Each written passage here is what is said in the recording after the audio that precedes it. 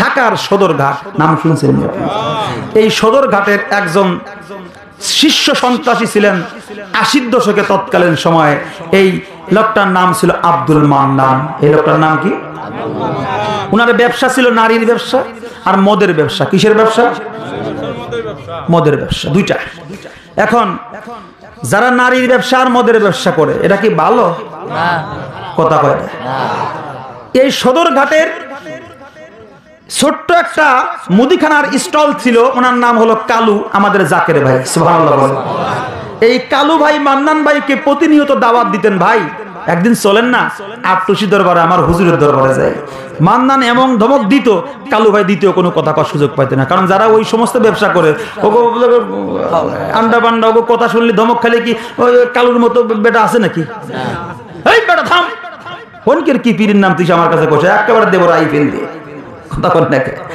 কালু ভাই তো ভাই, তারপরেও বুকের সাহস দিয়া চিন্তা করছে মান্নানের মতো লোক যদি জাকের মঞ্জিলে নিতে পারি, তাহলে তো ঢাকার শহর সদরঘাট তো দখল, ঠিক কিনা? কালু ভাই প্রতিনিয়ত দাওয়াত দিলেন, মান্নান ভাই চলেন না একদিন বিশ্ব জাকের মঞ্জিলে যাই। কিন্তু মান্নান ভাই কোনো মতেই কথা শোনে না। একদিন মান্নান ভাই নিজেই এসে কালু ভাইকে বলতেছে, ভাই রে তুই না বলেছিলি তোর হুজুরের দরবারে নিয়ে যাবি, তোর হুজুরের দরবারে আমি যাব, কিন্তু তোর হুজুর যদি আমার একটা কাজ করে দিতে পারে। কয় কি কাজ? হুজুরের দরবারে তো অনেকে অনেক বাসনা নিয়ে যায়, তা আপনার কি বাসনা? কয় আমি নারীর ব্যবসা করতে করতে একটা নারীর প্রেমে পড়ে গেছি, ওই নারীরে আমি ভালোবাসে ফেলছি, কিন্তু নারী আমার চাই না, তোর হুজুর যদি ওই নারীর সঙ্গে আমার বিয়ে দেওয়ার কায়দা করে তাহলে পরে আমি যাব। ওলি আল্লাহর দরবারে এক একজনের মন হলে এক এক নিয়ত করে যায়, ঠিক কিনা? কেউ যায় নারীর জন্য, কেউ যায় বাড়ির জন্য, কেউ যায় গাড়ির জন্য, কেউ যায় যারা বলেন কার জন্য? আমরা যাই কার জন্য? আল্লাহর জন্য। এই কালু তোর হুজুরের দরবারে যাব, কিন্তু যদি তোর হুজুর ওই মেয়ের সঙ্গে লাইন করে দিতে পারে, বলে চলেন তো, তারপরেও নিওয়া তো দরকার, ঠিক কিনা? যা চান তাই দেবো, চলেন আগে দেখি হুজুর কেবল কি বলে। নিয়ে গেছে বিশ্ব জাকের মঞ্জিলে। বিশ্ব জাকের মঞ্জিলে ঢোকার সময় এলো, সদরঘাট থেকে লঞ্চ আসছে, পিয়াজখালী ঘাট থেকে ছোট লঞ্চ এসে বিশ্ব জাকের মঞ্জিলে ঢুকছে। এখন যেই জায়গা মাদ্রাসা দেখা যায়, ওই মাদ্রাসা তখন ছিল না, ওই জায়গা ছিল বিশাল পুকুর, ঠিক কিনা? ওই জায়গা পুকুর ছিল, ওই লঞ্চ ট্রলার গুলো ওই জায়গায় এসে ভিড়তো, ওই খালের মধ্যে এসে ভিড়ত। এখন ওই মান্নান ভাই এই বিশ্ব জাকের মঞ্জিলে পুকুরের পানি, স্বচ্ছ পানি দেখা, ডাবের পানির মতো পানি। ওই মান্নান কালুরে এত সুন্দর পানি তো সদরঘাট পাই না, সদরঘাটের পানি তো এত সুন্দর স্বচ্ছ না, ঠিক কিনা? এই পানি দেখে তো আমার গোসল করতে মন চায়। সুবহানাল্লাহ। কায়দা আছে না নাই? তোর মতো অপবিত্র মানুষের দরবারে ঢোকার আগে গোসল করা পবিত্র পবিত্র বানা দেবেন, এই হিকমত কার? আল্লাহর। মান্নান ভাই গোসল করলেন, আবার সুন্দর মতন পোশাক পরিচ্ছদ করে বিশ্ব জাকের মঞ্জিলে ঢুকলেন। কেবলা যান হুজুর নালিশ নিতেছেন। ৩ নম্বর হুজরা শরীফ তখন তো এরকম এত সুন্দর ছিল না। হুজুর পাক কুরসি মুবারকের মধ্যে বসে আছেন, নালিশ নিতেছেন। এখন কালু ভাই মান্নান ভাইরে নিয়ে হুজুর কেবলা জানের কাছে যায় সব কিছু বলছেন। কেবলা জান হুজুর একটু চক্ষু বন্ধ করে একটু অপেক্ষা করে বললেন, বাবা আপনি যেই নালিশটা দিলেন, বাবা আপনি যেই নারীর কথা বললেন, ওই নারীর চরিত্র ভালো না, ওই নারী ভালো না, ভালো না। ও ভাই বাবা আপনি ওই নারীকে ভুলে যান, ওই নারী ভালো না, ভুলে যান। মান্নান ভাইকে কি কয়, আসলাম মিট করতে আর ভাগ করে দেয়। বাবা ভুলতে তো পারি না। বলতে পারেন না? বাবা সামনে আসে। মান্নান ভাই সামনে আসলো। কোন আঙ্গুল? জোরে কন। রে আঙ্গুল লাগাইয়া সিনায় কি খেলা খেলায়, বলো আঙ্গুল লাগাইয়া সিনায় কি খেলা। ওরে পাগল বানাইছে রে আমায়, পাগল বানাইছে আমায় আটর শির বাবা, আঙ্গুল লাগাইয়া সিনায় কি খেলা। আর যারা বলো আঙ্গুল লাগাইয়া সিনায় কি খেলা। বাবার আঙ্গুলের কি গুণ, লাগালে সিনায় করে যে গনগন। আল্লাহু আকবার বলেন। কেবলা জান হুজুর আঙ্গুল মোবারকটা লতিফায়ে কলবের মধ্যে লাগায়া দিলেন। বাবা চক্ষু বন্ধ করেন। চক্ষু বন্ধ করলেন। হুজুর কেবলা জান ধমক দিয়ে বললেন, জান বাবা ভুলে যান। এই কথা বলতে দেরি মান্নান ভাইয়ের পিছনের সমস্ত খারাপ দৃশ্যগুলো ভুলতে কোনো দেরি হলো না। আর একটু জোরে কোন, কেউ বুঝিতে পারে না রে ওলি আমার দয়াল বাবার, ও দয়াল যারে ইচ্ছা তার দিয়া,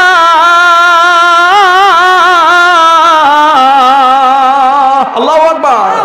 ও দয়াল যারে ইচ্ছা তার দিয়া মিলাই তাওহীদের মেলা, কেউ বুঝিতে পারে না ওলি আল্লাহর আমার দয়াল ফিরার।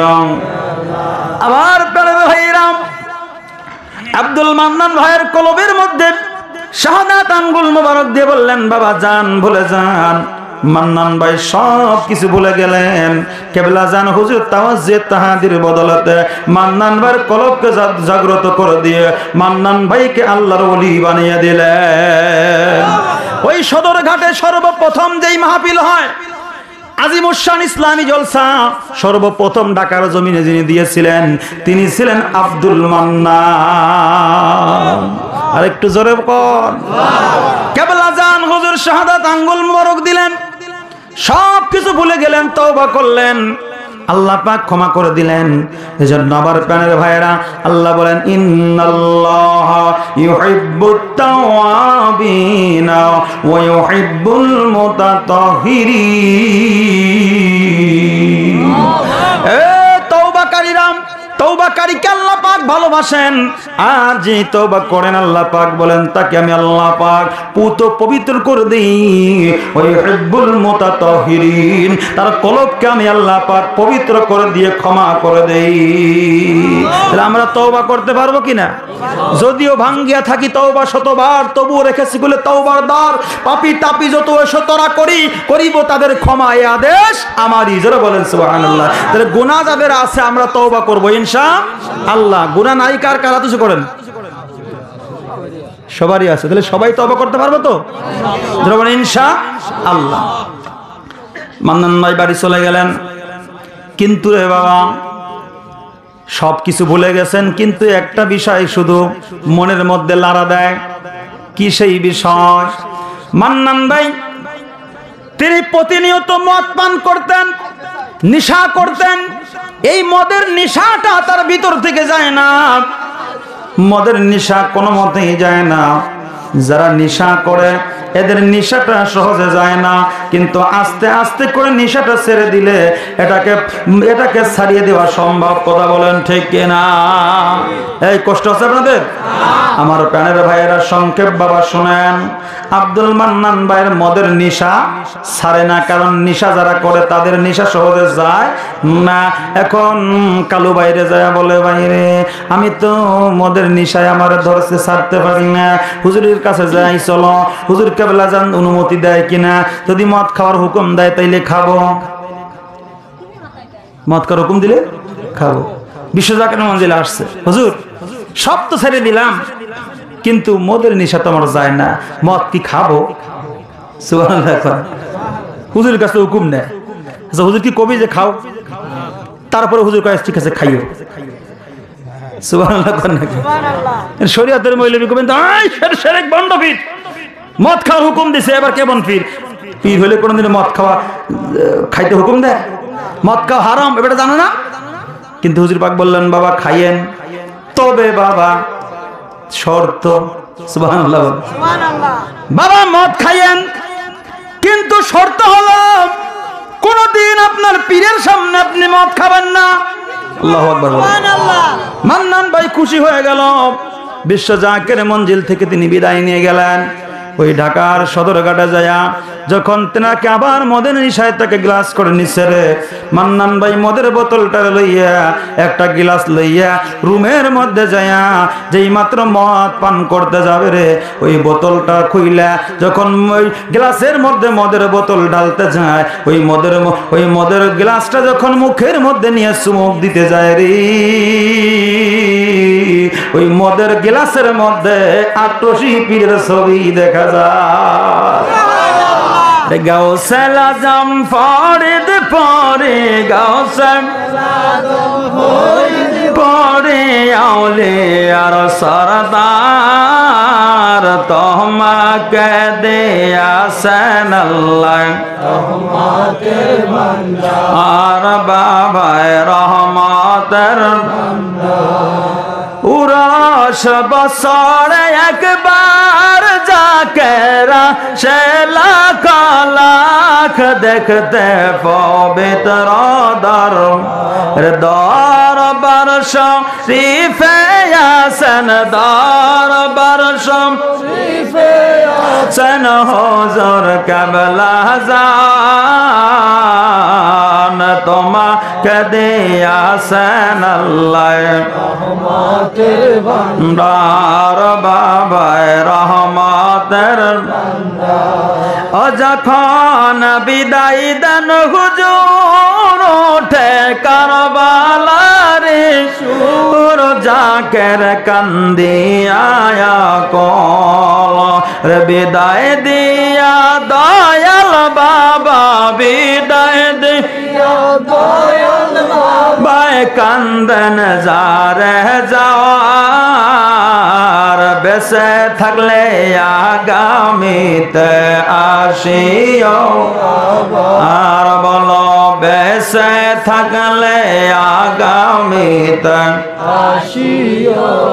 এরে গাউসেল আজম ফরিদ পরে গাউসেল আজম ফরিদ পরে আউলিয়ার সরদার তোমাকে দিয়াছেন আল্লাহ রহমতের ভান্ডার বাবায় রহমতের ভান্ডার। আল্লাহুম্মা সাল্লি আলা সাইয়্যিদিনা মাওলানা মুহাম্মাদ ওয়া আলা আলি সাইয়্যিদিনা মাওলানা। কষ্ট হচ্ছে রে বাবা? তাহলে বাবা আর 5 মিনিটের মধ্যেই সেরে দেব ইনশাআল্লাহ। তাহলে আমার কেবলাজান হুজুর কেমন পীর ছিলেন, তার জবান আল্লাহ পাকের কাছে বড় দামি ছিল। জোরে বলেন সুবহানাল্লাহ। শাহাদাত আঙ্গুল মুবারকের ছোঁয়ায় তিনি একটা খারাপ মানুষকে আল্লাহর ওলিতে রূপান্তরিত করে যেমনি ভাবে গাউস পাক একটা চোরকে কুতুব বানাইতে পারে। কথা বলেন না কেন? তাহলে আল্লাহর ওলিদের সহবতে গেলে কি লাভ হবে না লস হবে? তো এরপরেও কিছু কাঠমোল্লা আছে ওলি আল্লাহর বিরোধিতা করে, আছে না?